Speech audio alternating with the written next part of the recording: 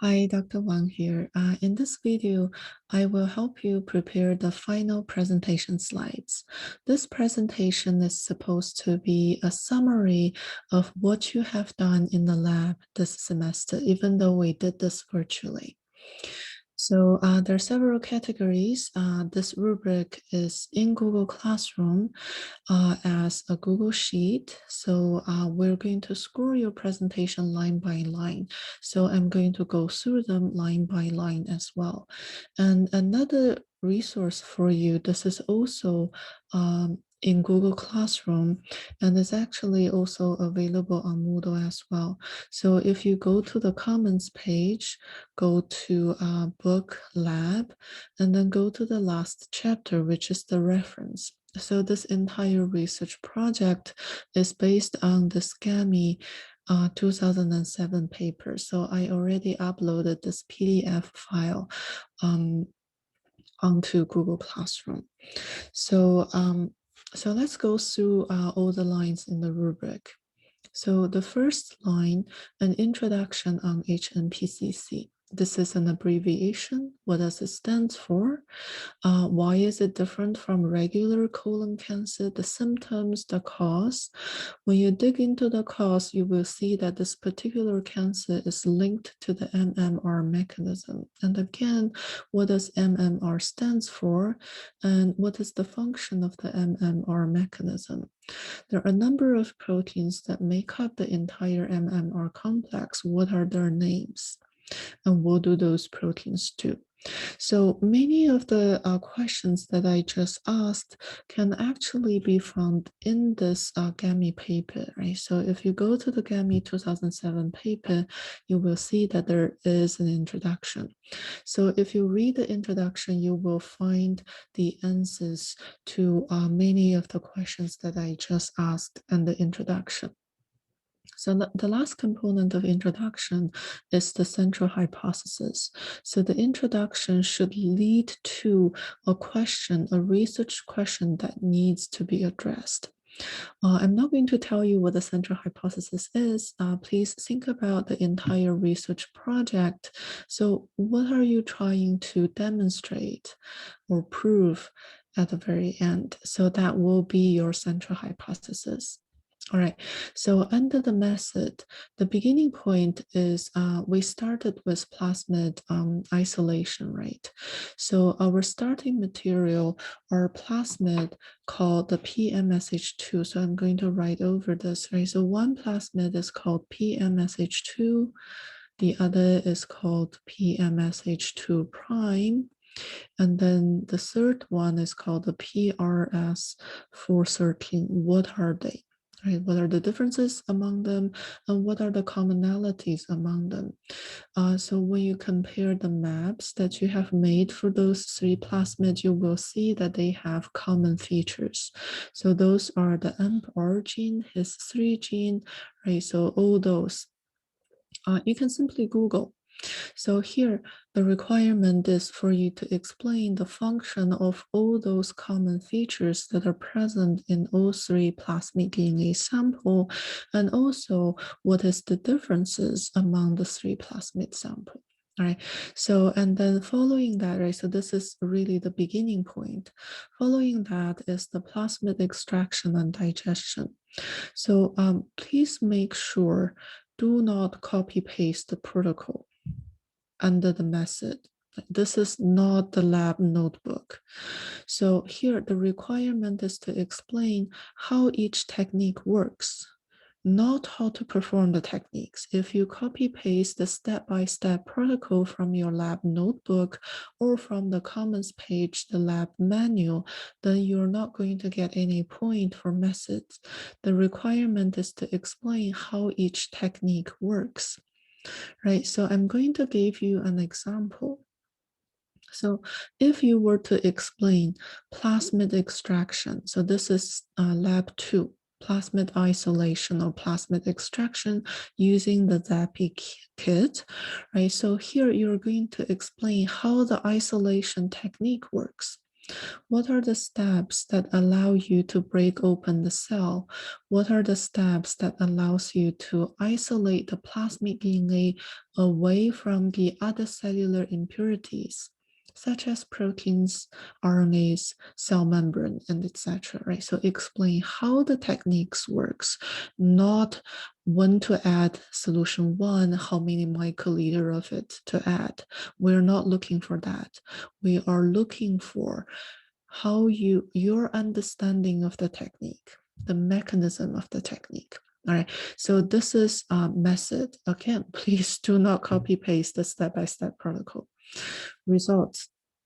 So this is fairly clear, straightforward, right? So for this, you're supposed to present the actual data.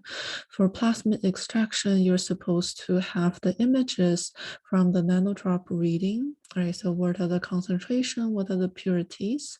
For the plasmid digestion, you're supposed to have the gel images. For PCR and the digestion here, you're supposed to have another gel image, right? So here's one gel image. Here is the second gel image. You should have a plate image for each transformation and another plate image for FOA. And then here for results, you're supposed to, for each of the experiment, identify the independent dependent variable, describe the data, right? So how many lanes, how many bands per lane, if you were to explain a gel image, right? So how many bands are in that lane and their estimated size. So over here, if we are talking about a gel image, then you should also have a corresponding simulated gel image from APE, right? So all that are in your lab notebook. So you can just simply get those data from your lab notebook. And again, for the gel image here, it's again, you should have an APE gel image so that you can compare the actual gel to the simulated gel and reach the conclusion which one is which. So over here, you can certainly combine the results and the discussion section, right? So if you read the discussion section, discuss expected result, draw conclusion based on data. So here, this is actually under discussion, but it flows much better if you describe for each of the lab, right? So if we're discussing the first gel image, then you have the gel image, the simulated gel image, describe the data, and then draw conclusions based on data, right? So it is a lot easier if you combine results and discussion. So then it's going to be results plus discussion, and then you're going to do that for plasmid extraction and for the plasmid digestion, and then for PCR and digestion, right? So you're just going to do those as modules. For each of the lab module, describe data, finish all the discussion that's related to that particular data. All right, so and then under discussion, there is a line that says, discuss the central conclusion in light of what's known in GAMI 2007. So this is usually we actually do a midterm presentation, which is a journal club presentation for the GAMI paper. We didn't do it this semester due to time constraint. So I'm going to actually go through this quickly now so that you can actually incorporate this into your presentation. So down here, I have two tables from the GAMI paper. So we can see that, so in table 1, what they measured, let's look at the FOA rate. You can think of FOA rate as mutation rate. Right? So I'm going to write it here. This is mutation rate, right? So you can see that this rate is 10 to the negative 4. So here, which means that actually I'm going to highlight this one. So this is the mutation rate in wild type. All right, so if we take this number, right, I'm going to take it over here, it means that for every 1.7 times 10 to the 8th nucleotide nucleotide that's synthesized during DNA replication, there's going to be one mistake, right? So this is why it's -1. Well, actually, okay, so let me see. Yeah, so here, and we can see that this one over here, this triangle sign means that they have deleted MSH2 gene from the yeast, right? So you can consider this is called a null mutant, which means MSH2 is just not present. So here we can see that this mutation rate is 10 to the -4. So here, this is a larger number, right? So if we compare 10 to the -4 to 10 to the -6, 10 to the -4 is a much larger number. So this is about two magnitude, or like at least 100-fold higher than MSH2, right? Because if I multiply this number by 100, then I'm going to get 10 to the -4. So the mutation rate in the null mutant is high, and then in the wild type is relatively low. Everything is relative to each other. And then down here, we have a number of MSH2 mutants. Those are not null mutants because MSH2 is still there. So what's happening is we can see that one amino acid is mutated to another amino acid at a particular location. So there's a collection of those mutants. Those are called the missense mutation, right? Missense mutation is one amino acid mutated to another. So they also measure mutation rate. And here we can see a range. We have a range of them that's comparable, right? So roughly here, right? So it's comparable to wild type. So it's also 10 to the -6, 10 to the -7, 10 to the -5, right? So we have a range here. Even though the mutations are present, we can see that the mutation rate is similar to wild type. So here, what they actually scored this is as positive. So they considered this group to be actually the MMR mechanism is largely functional, right? So similar to the wild type. And then if we continue, we can see now we are getting to a group where the mutation rate is 10 to the -4, and this is comparable to the null mutant. So this is considered loss of function. The MMR function is no longer there because the mutation rate is equivalent to the null mutant. All right, so this is to explain the data in table 1. So how is this relevant to your data? Because each of your group worked with a specific mutant from this group. So here this table is further explained in table 2. So in table 2, we're going to see that we have the wild type, right? So over here they measured a couple of parameters. So MMR, this is actually from table 1, right? So is MMR functional, mechanism functional or not functional? It's functional in the mutant, it's functional in the wild type, and it's not functional in the null mutant. So we can see that there are also a large group that's called the pseudo wild type, right? So this is not wild type. This is pseudo, which means false. This is pseudo wild type because there are mutations present in those genes, right? So there are mutations present in MSH2 gene. So those are all the mutations. They're present. However, the MMR function is intact. So that's why they're called pseudo wild type. They look like wild type, but they're actually mutants. So the mutants that you worked with are from the list. So how do you find your mutants? You are going to find them. So you already have, actually, I'm going to just hypothetically, right?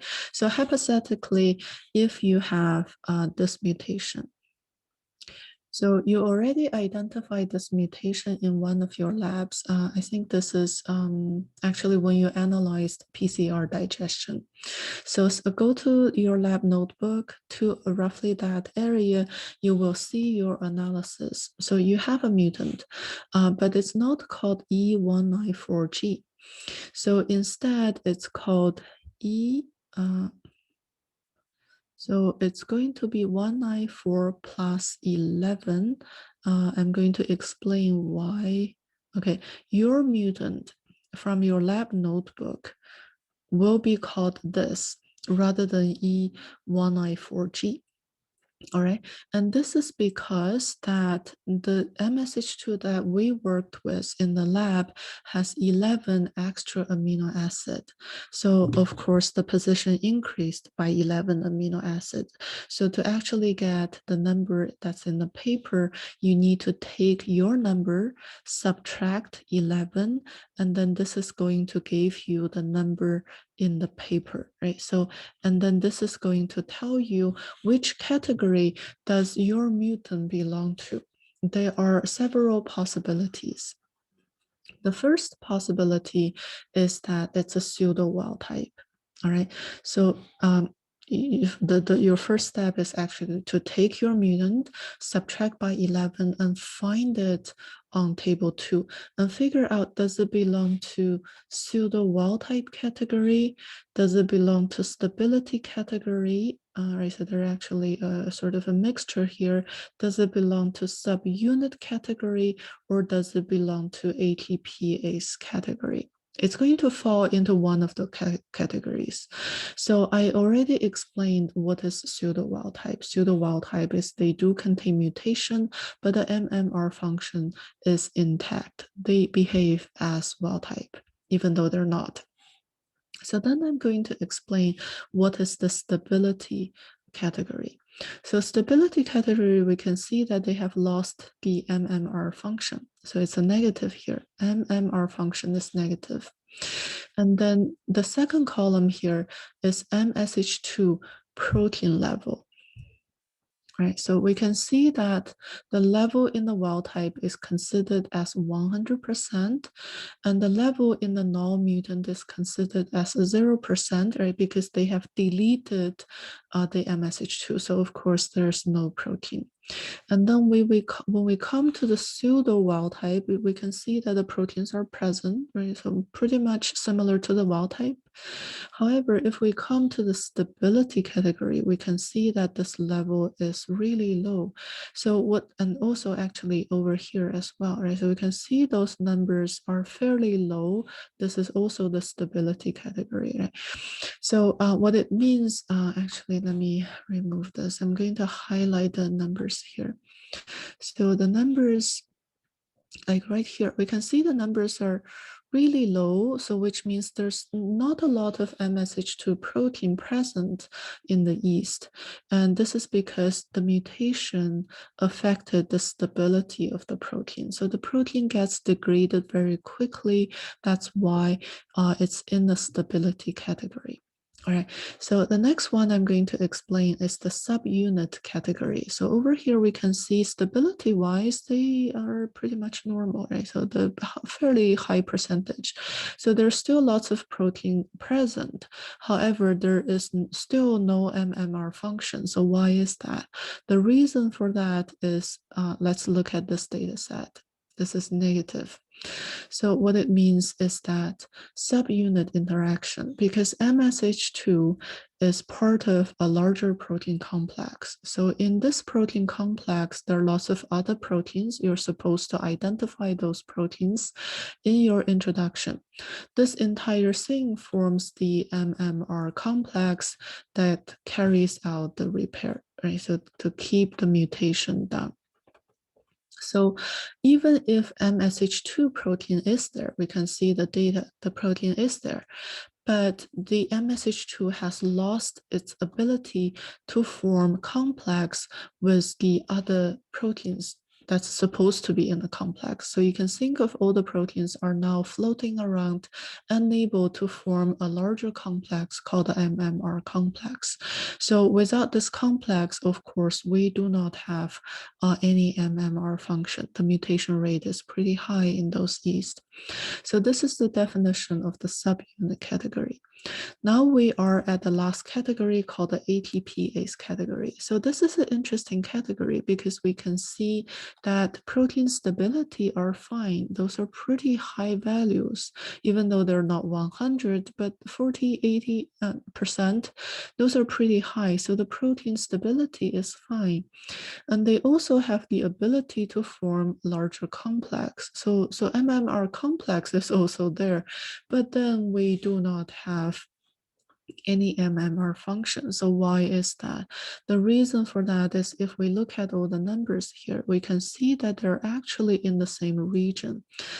Right, so this is like an upper 600 and lower 700. They're actually all in the same region. So if we look at the entire MSH2 protein, right, so if this is the MSH2 protein, towards the end of it, there is a region called the ATPase domain. So this domain, roughly from 600-ish to like a 700-ish, as you can see, all those numbers fall into this region. I'm going to call this 650, 750. That's roughly where it is. So if mutation happens in the ATPase region, then MSH2 is going to lose its enzyme activity. ATPase is an enzyme that degrades ATP to ADP and then release energy. So this is basically how the MMR repairs the mutation. It derives energy by hydrolyze ATP, the energy source, and then use that energy to repair mutations. So if mutations occur in this region of the protein, then the protein is no longer going to perform its function. So that's why mutation rate is quite high in those mutants. All right. So in your presentation, so here I just went through the GAMI paper very quickly. So you're supposed to incorporate, right? So identify your mutation first from the list, and then explain what does it mean when your mutation belongs to a stability category, for example, right? What do you expect to see? Do you expect to see high mutation rate or low mutation rate? And does that actually agree with your FOA data? So this is what we expect you to discuss for this row over here. Discuss the central conclusion in light of what's known in GAMI 2007 paper. All right, so the last one is discuss the real world impact of the study. So what I'm saying here is actually all in the paper. The paper has a discussion component. So if you go to, I'm just going to scroll down to its discussion. If you read the discussion, right? So the beginning of the discussion actually summarized the data quickly, but then towards the end, you're going to see some implications, right? So the discussion always talk about how useful is this discovery, right? So they made a new discovery, but then this discovery is really useful for the rest of the society, and we expect you to identify that real world impact. All right, so up to this point are all the content required. So actually what I forgot here is please add the GAMI paper as your reference paper at the very end of your presentation. So following that are actually the quality of the presentation in terms of organization. Are your ideas in a logical sequence with smooth transition? What about visual aid? Slides are uncluttered. So over here, remember, a picture is worth 1,000 words. So please do not pile your slides with like paragraphs of text. It's not going to work. It's better to have graphs, figures, right? So figures, tables, all those works, but try to have only the take-home message on your slide. Like if you're just simply reading your slide, then there's certainly going to be deduction both under organization and under the delivery. So under the delivery, so here, this is how you deliver your idea through the actual presentation. So it has a lot to do with, all right, so are you speaking in a clear and audible fashion, making eye contact? This is recorded, so please like watch the camera when you present. Is your presentation engaging? And actually also, is your presentation between 10 to 15 minutes? We do time all the presentations. So please make sure, practice if you have to, that the presentation you submitted is somewhere between 10 to 15 minutes. If it goes over it, or it's shorter than 10 minutes, there will be deductions depending on how many minutes you are away from this range. Equal participation of all group members. This is important to make sure that every student get an opportunity to present and demonstrate your understanding of the topic. So, and then after you submit the URL, the submission URL is on Moodle. Right. So, please submit your presentation. I think this is by Saturday midnight. And then after that, you're supposed to watch the presentation submitted by other group. Just watch one or two. The instruction is on Moodle. How many you need to watch and which one you need to watch. And then each student need to submit a question. Before submitting this question, you're supposed to discuss within your group. So the 3 of you or the 2 of you are not submitting identical questions. They should be 3 different questions. And on week 13, all of you are going to come back. You're going to defend your presentation. All right, so you're going to get questions without knowing what the questions are. So the instructors will ask you a question as well. You have no idea what the question will be.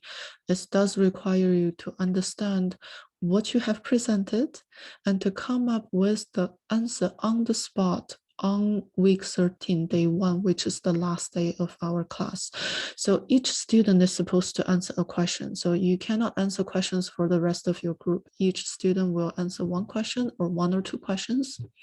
So this is going to be scored under this role, answer question correctly and with confidence. So this is the entire explanation on how to do this presentation. So hopefully that we are going to have a productive study, because some of the information that you're actually doing for the final presentation will appear in the final exam. So this is not something just for the final presentation. It will help you prepare for the final exam as well.